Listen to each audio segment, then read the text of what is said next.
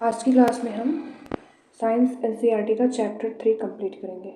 ठीक, क्योंकि अभी हमने फर्स्ट चैप्टर को और सेकंड चैप्टर को लाइन बाय लाइन रीड करके कंप्लीट कर लिया है और आज हम देखेंगे थर्ड को। आज इसको कंप्लीट करते हैं। चैप्टर का नाम है तंतु से वस्त्र तक। तो सबसे पहले हम चैप्टर को रीड करेंगे, इसके बाद हम इसका लास्ट में शॉर्ट नोट्स देखेंगे।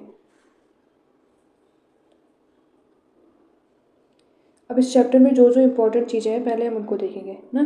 जैसे अभी ये सब पढ़ने की बहुत ज़्यादा आवश्यकता नहीं है, क्योंकि यहाँ पर तंतु से वस्त्र तक की बात हो रही है। तो जैसे जैसे हम समझेंगे, अगर मेन मेन चीज़ों को भी देख रहे हैं तब भी हम समझ जाएंगे। टॉपिक पहले देखते हैं कौन कौन सा टॉपिक रीड करना है। वस्त्रों में विविधता, और इसके बाद है तंतु। फिर हम देखेंगे कुछ पादप तंतु और सूती धागे से कताई, धागे से वस्त्र बनाना। और इसके बाद अगला टॉपिक है वस्त्र सामग्री का इतिहास। इसके बाद चैप्टर फिनिश हो जाएगा अपना।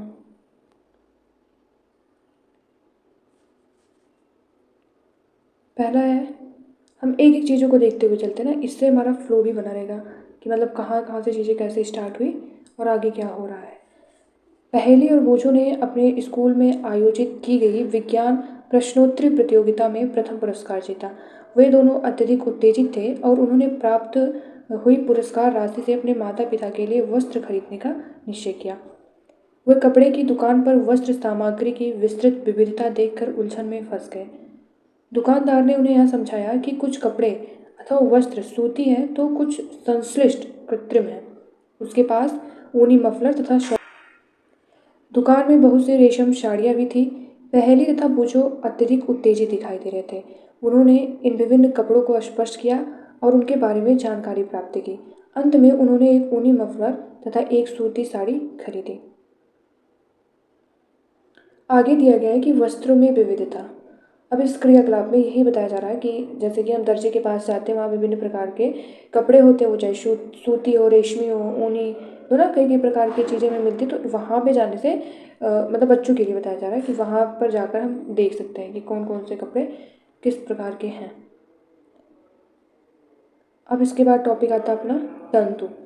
अब तंतु क्या है? धागे की दिखाई देने वाली पतली लड़ियाँ भी और अधिक पतली लड़ियों से मिलकर जो बनी होती है उन्हें क्या कहते हैं? तंतु कहते हैं। वस्त्र तागों या फिर धागों से मिलकर बनते हैं तथा तागे भी आगे तंतुओं से मिलकर बने होते हैं। कुछ वस्त्रों जैसे सूती, जूट, रेशमी तथा ऊनी के तंतु पादपों तथा जंतुओं से प्राप्त होते हैं। इन्हें क्या बोला जाता है? प्राकृतिक तंतु कहते हैं। रुई तथा जूट पादपों से प्राप्त होने वाले तंतुओं के उदाहरण हैं और ऊन तथा रेशम जंतुओं से प्राप्त होते हैं। ऊन भेड़ अथवा बकरी की कार्तिक ऊन से प्राप्त होती है। इसे खरगोश, याक तथा ऊँटों के बालों से भी प्राप्त किया जाता है। रेशमी तंतु रेशम कीट कोकून से खींचा जाता है। आगे दिया गया है कि हजारों वर्ष तक वस्त्र निर्माण के लिए केवल प्राकृतिक तंतुओं का ही उपयोग होता था। पिछले लगभग 100 वर्षों में ऐसे रासायनिक पदार्थों जिनका स्रोत पादप अथवा जंतु नहीं है से तंतुओं का निर्माण किया जा रहा है। इन्हें क्या बोला जाता है? संश्लिष्ट तंतु। पॉलिएस्टर, नायलॉन और एक्रिलिक संश्लिष्ट तंतुओं के उदाहरण हैं। ये अपना PYQ है कि संश्लिष्ट तंतुओं के उदाहरण कौन से हैं? तो पॉलिएस्टर, नायलॉन और एक्रिलिक। कुछ पादप तंतु जैसे रुई। साधारणतः कपास के पौधे वहां उगाए जाते हैं जहां की मृदा काली तथा जलवायु उष्ण होती है। ये रहे कपास के खेत।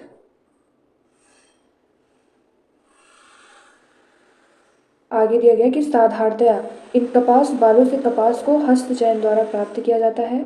इसके पश्चात कपास से बीजों को कंकतन द्वारा पृथक किया जाता है। इस प्रक्रिया को कपास ओटना कहते हैं। अगला अपना जूट या फिर पटसन। भारत में इसकी खेती वर्षा ऋतु में की जाती है और भारत में पटसन को प्रमुख रूप से पश्चिम बंगाल, बिहार, असम में उगाया जाता है ना। इस एरिया में, एक मिनट, इधर फसल कटाई के पश्चात पादपों के तनों को कुछ दिनों तक जल में डुबोकर रखते हैं। ऐसा करने पर तने गल जाते हैं और उन्हें पटसन तंतुओं से हाथों द्वारा पृथक कर दिया जाता है। वस्त्र बनाने से पहले इन सभी तंतुओं को तागों में परिवर्तित कर लिया जाता है। इसके बाद सूती धागे की कताई। सूती धागे की कताई रेशों से तागे बनाने की प्रक्रिया को कताई कहते हैं। इस प्रक्रिया में रुई के एक पुंज से रेशों को खींचकर ऐंठते हैं। ऐसा करने से रेशे पास पास आ जाते हैं और तागा बन जाता है। कताई के लिए एक सरल युक्ति हस्त तकुआ का उपयोग किया जाता है, जिसे क्या बोलते हैं, तकली कहते हैं। और अन्य कई युक्ति जैसे चरखा भी है।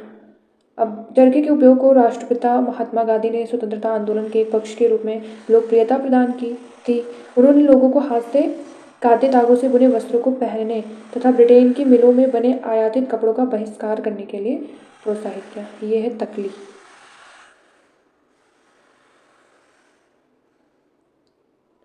चरखा बृहद पैमाने पर तागों की कताई का कार्य कताई मशीनों की सहायता से किया जाता है। कताई के पश्चात तागों का उपयोग वस्त्र बनाने में किया जाता है। अगला टॉपिक है तागों से वस्त्र। तागे से वस्त्र बनाने की कई विधियां हैं। इनमें दो प्रमुख है विधियां जैसे बुनाई तथा बंधाई है। बुनाई क्या है?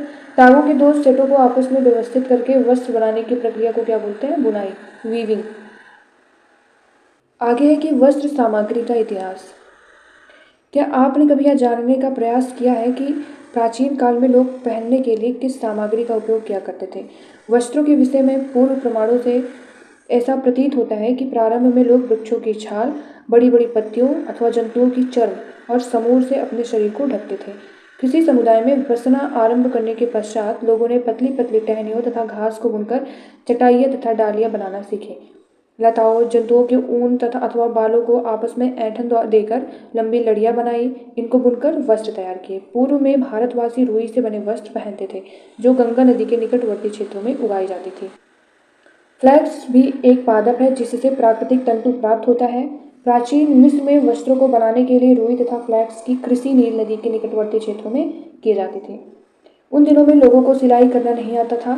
उस समय लोग अपने शरीर के विभिन्न भागों को वस्त्रों से आच्छादित कर लेते थे। वे शरीर को आच्छादित करने के लिए कई विभिन्न ढंगों का उपयोग करते थे। सिलाई की सुई के आविष्कार के साथ लोगों ने वस्त्रों की सिलाई करके पहनने के कपड़े तैयार किए। इस आविष्कार के पश्चात सिले कपड़ों में बहुत सी विभिन्नताएं आ गई हैं। परंतु क्या यह आश्चर्यजनक बात नहीं है कि आज भी साड़ियों, धोतियों, लुंगियों तथा पगड़ियों का बिना सिले वस्त्रों के रूप में उपयोग किया जाता है। जिस प्रकार समस्त देश में खाए जाने वाले भोजन में अत्यधिक विविधता देखने को मिलती है, ठीक उसी प्रकार वस्त्रों एवं पहनने की वस्तुओं में भी अत्यधिक विविधता दिखाई देती है। इसके बाद हम सारांश को देखते हैं, कौन कौन से इम्पोर्टेंट टॉपिक रहा और उन टॉपिक में हमने क्या क्या समझा, क्या क्या सीखा। नंबर 1 है कि वस्त्र सामग्री अथवा वस्त्रों में विविधता होती है, जैसे सूती, रेशमी, ऊनी, पॉलिएस्टर। ठीक। फिर एक वस्त्र तागों से बनते हैं जिन्हें तंतुओं से बनाया जाता है। तंतु या तो प्राकृतिक होते हैं अथवा संश्लिष्ट। रेशम, ऊन, जूट, ये सब क्या है? प्राकृतिक तंतु। और जैसे नायलॉन, पॉलिएस्टर, ये क्या है? संश्लिष्ट तंतु। रुई और जूट जैसे तंतु पादपों से प्राप्त किए जाते हैं। और तंतुओं से तागा बनाने की प्रक्रिया को क्या बोलते हैं? कताई। तागों की बुनाई 2 प्रकार से की जाती है जिनसे वस्त्र बनता है। अब आगे हम देखते हैं अपने शॉर्ट नोट्स को। ठीक है। चैप्टर था अपना तंतु से वस्त्र। तो हमने देखा कि तंतु क्या है? एक प्रकार का रेशा होता है जिससे धागे या तागे बनाए जाते हैं।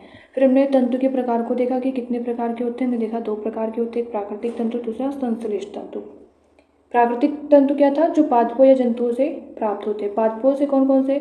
जैसे कपास, रुई, जूट, पटसन। और जंतुओं से प्राप्त जैसे ऊन और रेशम।